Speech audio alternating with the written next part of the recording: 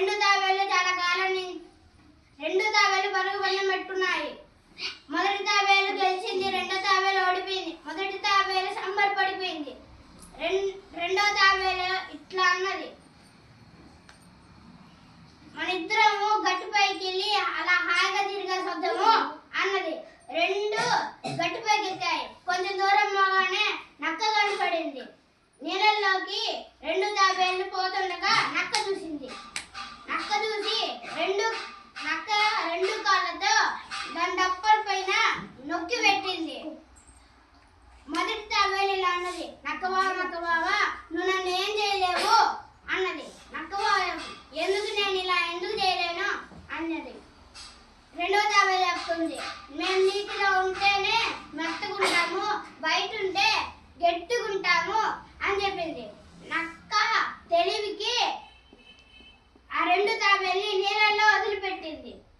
మళ్ళీ నక్క తెలివి తక్కువదనానికి కాళ్ళు మళ్ళీ డప్పుల పైన అట్టే గట్టిగా ఒత్తి పెట్టింది. ఆ తాబేలు రెండు పోకుండా మళ్ళీ మొదటి తాబేలు ఇలా అన్నది, నక్క బావ నువ్వు పైన డబ్బులు నాంతేనే కదా నువ్వు మమ్మల్ని తినేది, అందుకని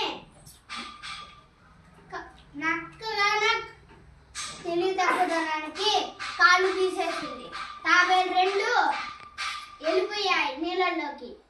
దీని వలన మనకి నీతి, ఆపద వస్తే తెలివితో ఎదుర్కోవాలి. మోక్షిత, నేను 4వ తరగతి చదువుతున్నాను. నేను చెప్పే కథ పేరు గాడిద యజమాని. ఒక పల్లెటూరిలో ఒక గాడిద యజమాని ఉండేవాడు. ఒకరోజు ఉప్పు మూట పెట్టుకొని గాడిద మీద యజమాని తీసుకొని పోతా ఉన్నాడు. పట్టణానికి వెళ్ళే దారిలో కొద్దిగా నది ఉంటుంది, దాన్ని దాటుకో వెళ్ళాలి. గాడిద మీద ఉప్పు సంచి పెట్టుకొని పోతుంటే నీళ్ళల్లో ఎక్కువ అలలు వచ్చాయి. గాడిద పడిపోయాది వలల్లో. తర్వాత ఇంక ఇంటికి తీసుకుపోయాడు. తర్వాత రోజు మళ్ళా ఉప్పు సంచులు పెట్టి గాడిద మీద యజమాని తీసుకుపోయేవాడు. ఈసారి నదులు కావాలని గాడిద పడిపోయాది. ఇంకా యజమానికి తెలిసింది, ఈ రోజు కావాలని నదిలో పడిపోయేది గాడిద, రేపు దానికి బుద్ధి చెప్పాలి అని అనుకున్నాడు. మరుసటి రోజు ఉప్పు బదులు దూది పెట్టాడు. పెట్టిన తర్వాత నది దాటపోయేటప్పుడు ఈసారి కూడా కావాలని పడిపోయేది.